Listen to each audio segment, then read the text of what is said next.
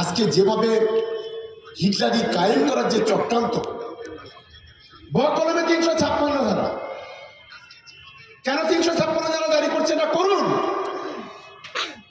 বাংলাতে ক্ষমতায় আসতে গেলে মমতা বন্দ্যোপাধ্যায়ের মতো নেত্রী হতে হবে, নরেন্দ্র মোদীর মতো নেত্রী হলে হবে না, এটা অন্তত তোমাদের মাথায় রাখা উচিত।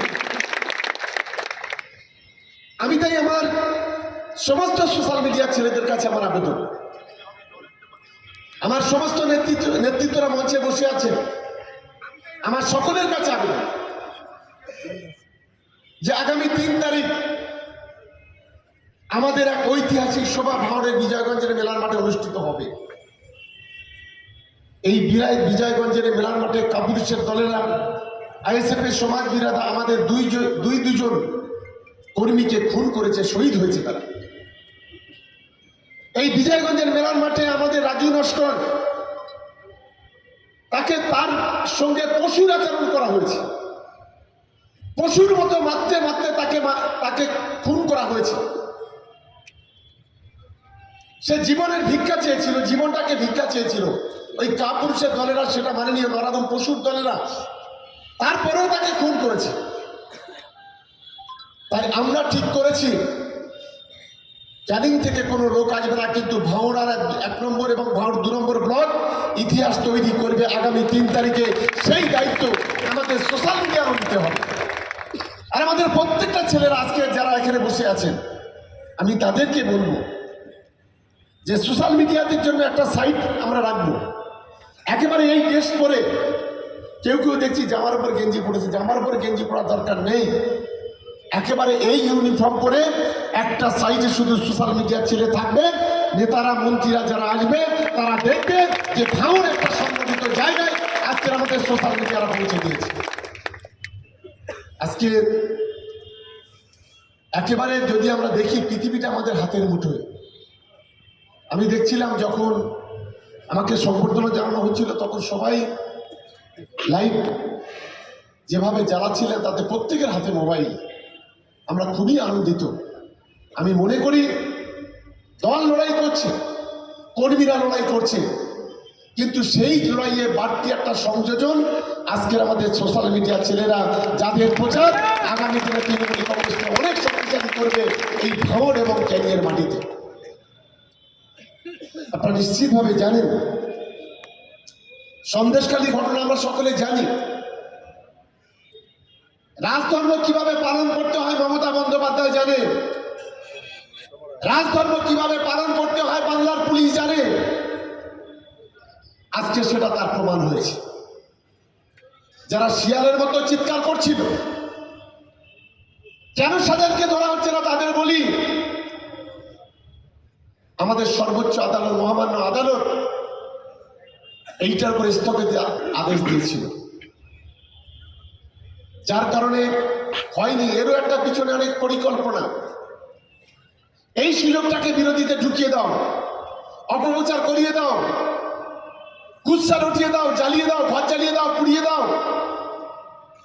যেদিন স্থগিত আদেশ যেদিন উঠে গেছে, অভিষেক বন্দ্যোপাধ্যায় বলেছিল একবার স্থগিত আদেশ তুলুক, আমরা 7 দিনের মধ্যে অ্যারেস্ট করব। আজকে সাজান 7 দিনের মধ্যে অ্যারেস্ট হয়েছে।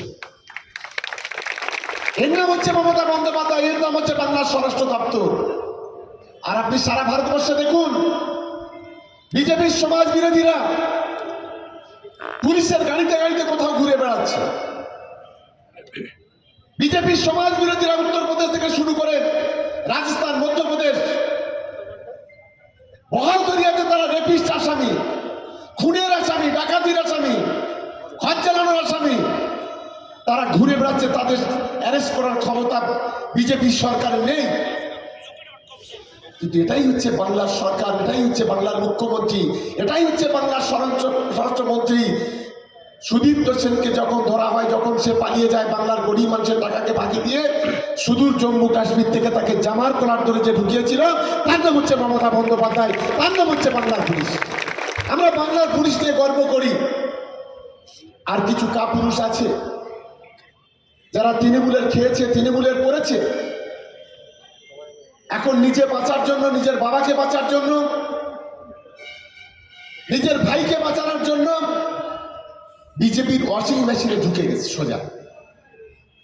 বিজেপির পদলেহন করছে, দালালি করছে। তাদের মুখ থেকে বাংলার মানুষ শুনবে, তাদের জ্ঞান আমাদের শুনতে হবে, তাদের কাছ থেকে রাজনীতি শিখতে হবে। তুমিও মানুষ, আমিও মানুষ। তোমার থেকে তফাৎ আমার আনার একটা জায়গায়, তুমি নিজের বাঁচার জন্য মেরুদণ্ডটাকে বিজেপির কাছে বিক্রি করে দিয়েছো, আর আমরা মাথা উঁচু করে শিরদাঁড়া করে বিজেপির বিরুদ্ধে লড়াই করছি। এটাই হচ্ছে তোমার থেকে আমাদের তফাৎ, এটাই হচ্ছে তৃণমূল কংগ্রেস থেকে বিজেপির তফাৎ। আমি তাই আমাদের ছেলেদের কাছে অনুরোধ করব, বাঘের মতো লড়াই আমাদের করতে হবে, গর্জন করতে হবে। লক্ষ্য একটা, স্বপ্ন একটা, ভাঙড়ের মাটি থেকে সমাজ বিরোধীদের শিকড়টাকে একেবারে উপরে তুলে ফেলে দিতে হবে। এটাই হচ্ছে ভাঙড়ের মানুষের ভাঙড়ের ছেলেদের সম্মানিত। সেই মানসিকতা নিয়ে আমাদের এগোতে হবে। আমাদের ছেলেদের বলবো,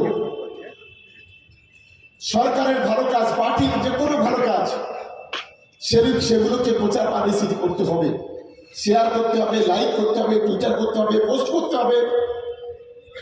এগুলো আজকে দিনে দাঁড়িয়ে সোশ্যাল মিডিয়া অত্যন্ত একটা গুরুত্বপূর্ণ সংগঠন। আমরা ফের আগামী 1 মাস পরে, 1.5 মাস পরে, আজ যেমন ঘটকপুকুরে বসেছি, এর পরের মিটিংটা আমরা ভাঙড় 2 নম্বর ব্লকের কোনো একটা জায়গায় করবো। এটা আজকে আমি বলে গেলাম। আর ভোটের আগে আরেকটা সভা হবে ক্যানিয়ে। আমরা আজকে দুপুরে আপনাদের জন্য খাওয়ারও ব্যবস্থা করেছিলাম, কিন্তু যেহেতু মাধ্যমিক চলছে, উচ্চ মাধ্যমিক, এবং আমরা কলেজ মাঠে করেছিলাম যেখানে রান্না বান্না সব হওয়ার কথা, কিন্তু ওখানে একটা পরীক্ষা চলছে, বোধহয় কোন একটা পরীক্ষা চলছে, পুলিশের ফ্রেন্ডস কাপ চলছে, যার কারণে ফ্রেন্ডশিপ কাপ, যার কারণে আমরা ওখানে করতে পারলাম না। এর পরের মিটিংটা নিশ্চিতভাবে সময় ধরে হবে, এবং প্রত্যেকটা অঞ্চলের সোশ্যাল মিডিয়ার ছেলেরা তাদের সমস্যার কথা যেমন বলবে, তাদের গ্রুপটা কিভাবে কাজ করছে সেগুলো বলবে, এবং দুপুরে আমরা সেদিনও একসাথে ডাল ভাত হলেও সবাই ভাঙড় 2 নম্বর ব্লকে খাবো। এটা আমি আজকে এখান থেকে আমরা ঘোষণা করে দিই। আমি সকলকে অনুরোধ করতে চাই যে বিশেষ করে রাজ্যের মাননীয় মুখ্যমন্ত্রী মমতা বন্দ্যোপাধ্যায় এবং আমাদের প্রিয় সাংসদ অভিষেক বন্দ্যোপাধ্যায় আগামী 10 তারিখে 10 দিনের মধ্যে এই সর্বপ্রথম কোন একটি রাজনৈতিক দল ব্রিগেডের জনগর্জনের সভা ডাক দিয়েছে। জনগর্জন সভা কেন? কেন্দ্রীয় সরকারের বিরুদ্ধে আমাদের এই সভা। মমতা বন্দ্যোপাধ্যায়কে দেখে শিখতে হবে। মমতা বন্দ্যোপাধ্যায় বলেছিল 21 লক্ষ লোকের টাকা বাকি আছে, কিন্তু সেইটা আজকের 21 লক্ষ নয়, গতকাল পর্যন্ত প্রায় 58 লক্ষ মানুষের ব্যাংক অ্যাকাউন্টে 100 দিনের কাজের টাকা পৌঁছে দেওয়া হয়েছে। যে টাকা কেন্দ্রীয় সরকারের দেওয়ার কথা, যে আইন পাশ করেছিল কেন্দ্রীয় সরকার, আজকের অপদার্থ রাজনৈতিক কারণে, রাজনৈতিক প্রতিষ্ঠা চরিতার্থ করতে আজ দেশের সরকার সেই টাকা দিল না। মমতা বন্দ্যোপাধ্যায় আজকে সেই টাকা বাংলার গরিব মানুষের ব্যাংকে পৌঁছে দিয়েছেন। এবং আপনারা জানেন যে এপ্রিল মাসের পর 1 মে থেকে আমাদের ঘরের টাকা ঢুকতে শুরু করবে। কেন্দ্র যদি না দেয়, তাহলে মমতা বন্দ্যোপাধ্যায় বলেছেন আমি 30 এপ্রিল পর্যন্ত অপেক্ষা করব, না হলে 1 মে থেকে বাংলার গরিব মানুষের ব্যাংকে আমার সরকার 1,20,000 টাকা করে তাদের ব্যাংকে পৌঁছে দেবে। এর নাম হচ্ছে মমতা বন্দ্যোপাধ্যায়। একটা অংশের মানুষ, একটা অংশের নেতা, একটা অংশের সরকার বাংলার গরিব মানুষকে মারতে চাইছে, আর মমতা বন্দ্যোপাধ্যায় বাংলার গরিব মানুষকে বাঁচাতে চাইছে। এবং আপনারা জানেন যারা বার্ধক্য ভাতা পেতেন, ইতিমধ্যে 10 লক্ষ বার্ধক্য ভাতাও ছাড়া হয়েছে, বার্ধক্য ভাতার টাকাও পাচ্ছে। সারা বাংলায় প্রতি এই যে পথশ্রী রাস্তাশ্রী 1, 2, 3 36,000 কিলোমিটার রাস্তা বাংলাতে রাজ্য সরকারের কোটা থেকে তৈরি হয়েছে, অর্থ থেকে তৈরি হয়েছে।